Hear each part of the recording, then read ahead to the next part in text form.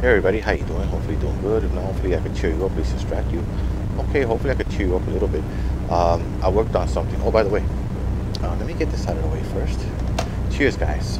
Got some coffee here.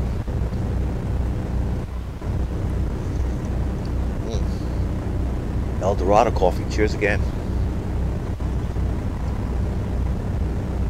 Ah, so good. It's hot. Nice and hot. Not too hot. Now, so yeah, I put this together here. Now you might be thinking it's a PlayStation or something. Let it play for a little bit.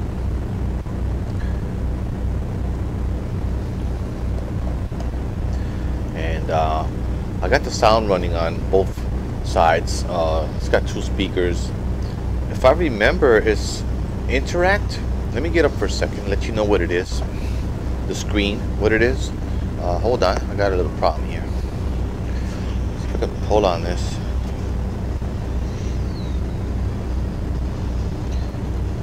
Amazing LCD screen. It's an Interact. Let me get to the audio so you guys can hear it.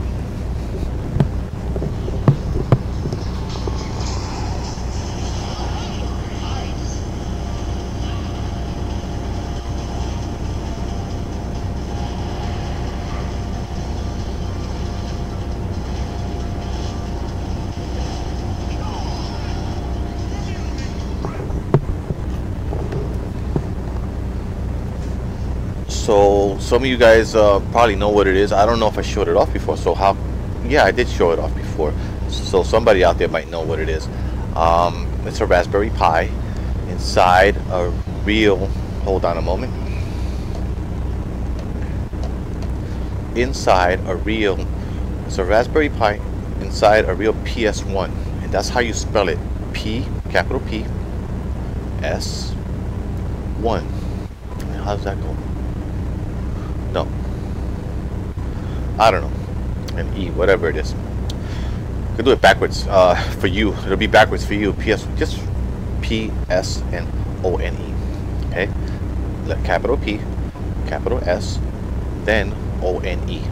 Okay? All to scrunch together. Okay? I'll give you a tip on something. If you want to look up games in the Play Store of, well, in general, write that down, PS1 instead of PlayStation, okay? Because that might get you, that might give you PlayStation 2 or PlayStation 3. When you put PS1, it rounds it out to the original, okay? And anyway, cheers again. I gotta have some more coffee here. So yeah, it's a, yeah, cheers again. Yeah, it's a Raspberry Pi 3B. And I've had it for quite a while. I removed one of the heat sinks, shame on me, from the bottom. I gotta get that back. I got another get another one on there. I'm gonna try and get a king size one that covers the whole thing. I might change my mind on that and do something else because it's in there and I like the setup. What I'll do is I'll get another one and I'll get the casing for that one and make that travel worthy. I'm gonna do a passive heat sink, which means no fans. There's not like, you know, something running like a cooler or anything like that. It's just metal, and that's it. Some kind of metal or some kind of plastic just heats, cools it down or whatever material only, and nothing else running through it like fan air coming from a fan or some kind of water cooling it or something like that. Anything electrical, no, nothing like that. Nothing that works with electricity. Passive. So yeah, passing through. Those are like metal leads. You can leave the leads on a system that you're building.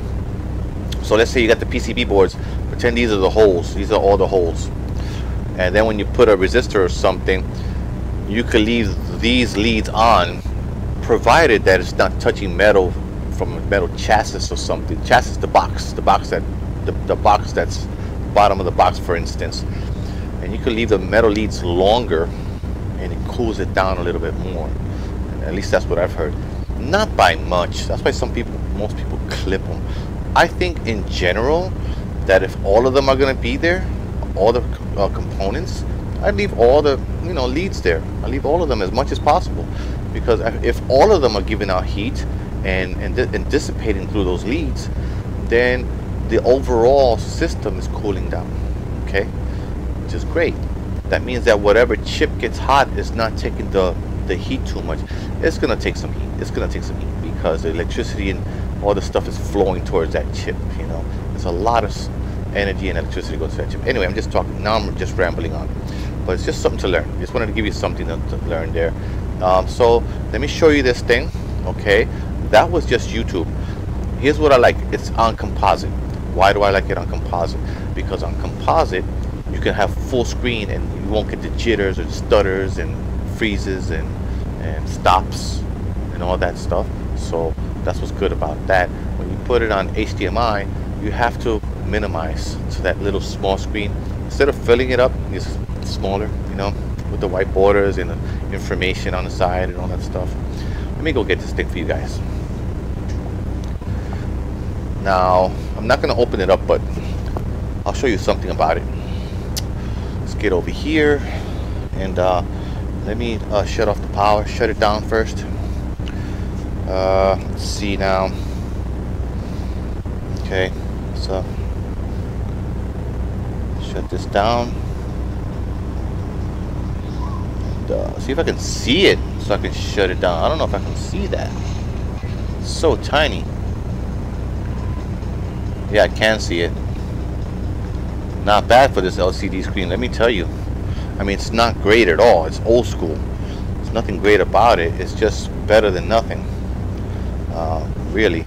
And let me unplug it now. Let me switch it off first. There's a switch on my plug. The brick is over there. So you guys don't need to see the brick. It's a 5 volt, 2.5 amp brick to power it. So this is the power supply coming from the PS2. This is the power supply coming from the PS2 Slim. That's what I'm using to power the monitor only. Okay. I'll show you the rest in a second. Let me bring the the controller. I think this is everything. And but the beauty of it is I can show you HDMI whenever I want to too. You know, it just, I apologize for that. Someone's sending me a message. So here it is up close. Okay. Obviously the screen was on. I left it on. Shut that off even though it's already off. Okay. So as you can see, it says there PSONE. Okay, PS1. Okay, is it scrunched up together? Let me see that. No, it's not scrunched up together, but most people scrunch them together. Okay, Sony. That little screw up there is the fan. I've shown you guys this, the inside and stuff. As you can see, the reject, what I forgot the name of that company that makes the other Xbox One with the Xbox licensing. They make a controller there. That's plugged in. What else is plugged in there? For the keyboard is plugged in. For the fan, that other underneath the keyboard dongle, that's the fan. Okay. And then here's the magic. The main magic being, it's got a little hot because it's supposed to be 7.5 volts, but it's supposed to take what it needs anyway, so it should be okay. Okay, so here's the magic, is really this here for the video, because without this, what's going into the system right here won't work. I know it's a lot of stuff. I know it's not practical, but it's cool for the house, you know. It's not practical really at all. And as you can see, the cords coming out. This was for the PlayStation, okay. And if I want to, I could hook up a PlayStation right next to this if I want to, right next to it, okay. Like maybe a PlayStation 2. Anyhow, while this holds up just fine and firm, okay. And then here's the power supply here. It's got a switch. Right now it's off position, on position. Of course it's if I can get it out. Of course it's USB. Okay, regular. That's what I'm gonna call it for now. Here's where the fan is tied up right there, underneath all of everything. And of course, wouldn't be anything without HDMI. And you guys know Raspberry Pi is that ridiculous. But looking at it from the front, if you're gonna put this somewhere, she's a beaut. Okay, everything else is in the back. You know, just could cable management and all that stuff, fantastic. But like I said, without this mod here, yeah, it is a modification. I don't like calling it mods because I think mods should be brand new to be called mods. That's what I think. So without this, the rearranging of the cables, and I still got it wrong. I mentioned that before to you guys because the colors were matched wrong. Okay, I don't even know if this is the video, if this is the audio, the left or right. I don't know which one's which. I had to use my ears and use my eyes. Some combinations has streaks across the screen of these wires. Okay, the ones that has a secret sauce, and some combinations had the wrong speaker on the wrong side, and I had to get all of it right. And this is the right coding right here.